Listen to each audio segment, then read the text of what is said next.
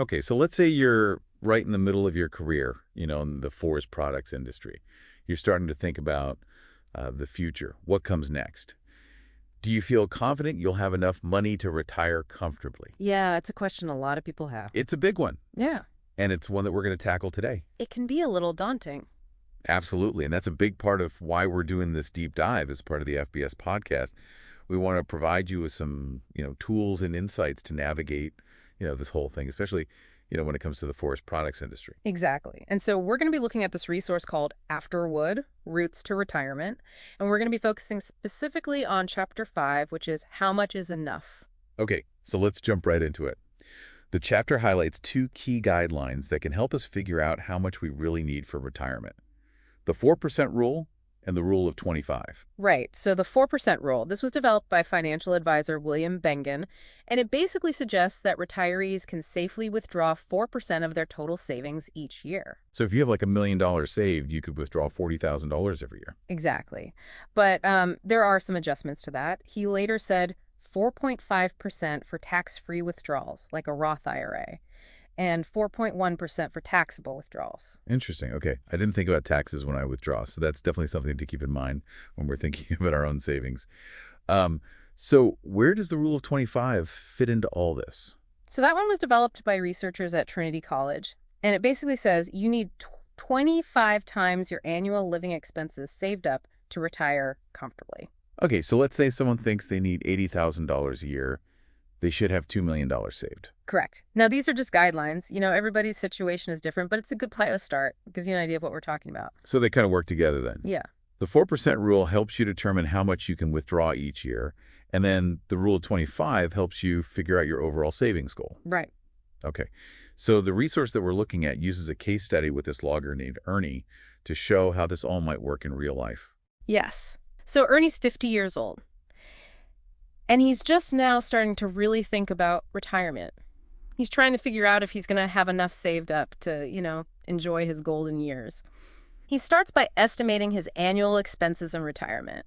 Okay, so you got to figure out how much you'll need before you can figure out how to get there. So how does he go about doing that? Right. So he takes a look at his current living expenses and, he factors in things like his mortgage-free home and no debt. And based on all that, he estimates he'll need around $40,000 a year in retirement. Okay, so that's his estimated annual expenses. Yeah. What's the next step for him? Well, then he applies the rule of 25 to that. So $40,000 multiplied by 25 means his target savings goal is $1 million. That's what he needs to be comfortable. Okay, it sounds pretty straightforward when you break it down like that. It can be, but again, there's more to the process than just this. You got to think about all kinds of things: healthcare costs, inflation, your lifestyle, all that. I see what you mean.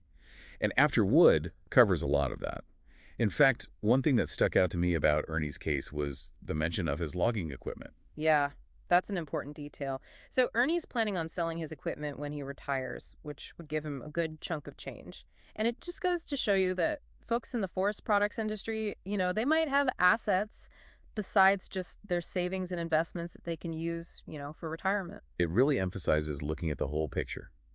Your savings and investments, So, but any assets you own. for sure, it's not just about what's in your retirement accounts. It's about all your resources and how you use them. So how can our listeners start applying these rules to their own lives and figure out their retirement savings? Yeah, well, it might seem a little overwhelming at first, but it's a pretty straightforward process. The first step is, estimating your annual expenses in retirement, just like Ernie did. So take a good look at your current spending habits and think about how those might change in retirement. Will you still have a mortgage payment? Will you be traveling more? Maybe you'll have some new expensive hobbies. Whatever it is, factor all that in. And don't forget about healthcare. Sounds like there's a lot to think about. There is, but if you break it down like this, it's much easier. Once you have a good idea of what your annual expenses might be, then you can apply the rule of 25. So let's say you think you'll need $60,000 each year in retirement to keep up your lifestyle. How would that work? You take that $60,000 and multiply it by 25, Okay. and that gives you a target savings goal of $1.5 million. Ooh, that's a lot. What if I feel like I'm behind on my savings? Like, what can I do? It's never too late to start. Even small changes can make a difference, especially over time. Compounding can really help grow your savings. What kind of changes are we talking about? Well, for one, make sure you're using any retirement plans your employer offers like a 401k. Yeah. Those matching contributions are basically free money. That's a good point. But what about people who are self-employed or who work for smaller companies that don't offer those kinds of plans? Yeah. Like in the forest products industry, there's a lot of small businesses. Right. Well, that's where those other retirement savings options we talked about before come in. SEP IRAs and symbol IRAs and solo 401ks. Can you remind us how those work? Sure. So SEP IRAs stand for Simplified Employee Pension Individual Retirement Accounts. It's a mouthful, Yeah. but they're great for people who are self-employed or small business owners. They let you contribute a big chunk of your net earnings. So if you need to catch up on your savings, that's a good way to do it. Okay, what about simple IRAs? How are those different? So simple IRAs stand for Savings Incentive Match Plan for Employees. And these are for small businesses with under 100 employees. Okay. They're a little easier to manage than a SEP IRA, but the contribution limits aren't as high. Gotcha. And then solo 401k, those are for... Those are specifically for self-employed people and small business owners who don't have any employees, unless you count your spouse. Right. But these have higher contribution limits than traditional IRAs, and you can contribute as both an employee and an employer. Wow. Okay, so there are options out there even if you don't work for a big company. Absolutely. It's really important to do your research, though, and figure out which plan works best for your situation. Right. After Wood goes into a lot of detail about all these options, but, it's always a good idea to talk to a financial advisor, too. Yeah, they give you some personalized advice. Exactly. Speaking of personalized stuff, one thing I really liked about Afterwood was how it talked about looking beyond just your normal retirement accounts. You mean like Chapter 3, where they talk about using general savings accounts and taxable investment accounts and even real estate? Yes. It's not just about putting money in your 401k. There are other things you can do. For sure. Diversifying your investments is always a good idea. It can maximize your returns and, it helps manage risk. People in the forest products industry might even invest in timberland. That can provide income, and it tends to go up in value over time. That's a cool idea. Kind of like what we were talking about before, how people in this industry might have certain assets that they can use for retirement. Right. You got to think outside the box. So we've covered the 4% rule, the rule of 25, and all these different ways to save. What else should we be thinking about as we plan for retirement? One thing people forget about a lot is healthcare costs.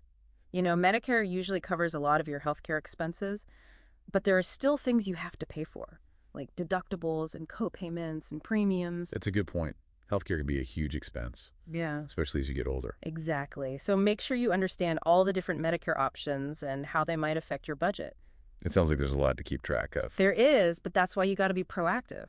After Wood really emphasizes that. They want people to view retirement planning as a journey. Yeah, You need to line up your financial strategies with your personal goals. I love that. Mm. It shouldn't just be about being financially secure. It should be about having a fulfilling life, too. Exactly. It's about creating a life that you actually want to live. And for people in the forest products industry, that might mean staying involved in the industry in some way. Maybe they'll Right. consult or mentor or even start their own little business. I like that. Use your skills and experience to create a retirement that you enjoy and that's financially secure. Yeah, it's inspiring to think about, reinventing yourself and trying new things in retirement. But let's be real, for most people, financial security is still the biggest concern. Definitely. And that's where Social Security comes in. It might not be enough on its own, but it can be a big help. It's Yeah. like a safety net, and it can be a big part of your retirement income. Yeah, especially for folks who maybe weren't able to save as much as they would liked.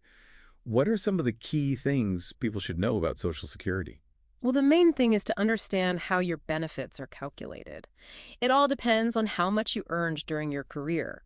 And you get to decide when you want to start taking those benefits. If you start early, you get less money each month, but you get it sooner.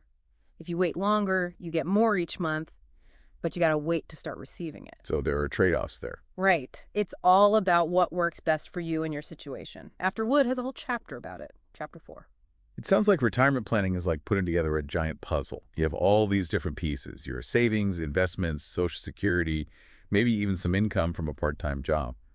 And you got to figure out how to make them all fit together. That's a great way to put it. And just like with a puzzle, it helps to have someone show you how to do it. That's where a financial advisor comes in. They can help you put together a plan just for you based on your goals and your risk tolerance and all that. Yeah, it's good to have someone in your corner helping you make these decisions. Mhm. Well, we've talked about a lot today. The 4% rule, the rule of 25, different ways to save, healthcare costs, even Social Security. But before we wrap up, I want to circle back to that resource we've been looking at. After Wood, Roads to Retirement. It seems like a really great tool for anyone in the forest products industry who's thinking about retirement. Oh, yeah, it's a great resource full of helpful advice and strategies specifically for people in this industry. And I love that it really stresses that retirement planning should be a conscious decision. Like you said, you got to align your finances with your personal goals. Right, it's not just about the money, it's about creating a life you love. A life that is both financially secure and fulfilling. Exactly. And the best part is that it's free. You can download Afterwood, Roads to Retirement at www.loggingchance.com. So if you're listening and want to learn more, definitely go check it out. It's a fantastic resource that can really help you plan for retirement. I just want to leave our listeners with one final thought. We spent a lot of time talking about the financial part of retirement, but it's not the only thing that matters. As you start to think about this next chapter in your life, think about what's really important to you. What makes you happy? What are you passionate about? What do you want to be remembered for? Retirement isn't just an ending, it's a new beginning. A chance to reinvent yourself and explore all the possibilities out there. Start planning for that future today, both financially and personally. I love that. Retirement can be such a great time for growth and discovery and fulfillment. Well, that's all for today's deep dive. Thanks for joining us.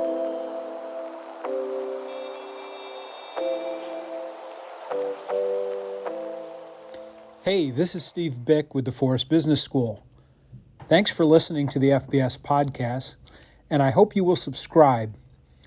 The truth is, these deep dives barely scratch the surface of some of the topics we cover in the Forest Business School programs, and the podcast is a way of reaching a wider audience.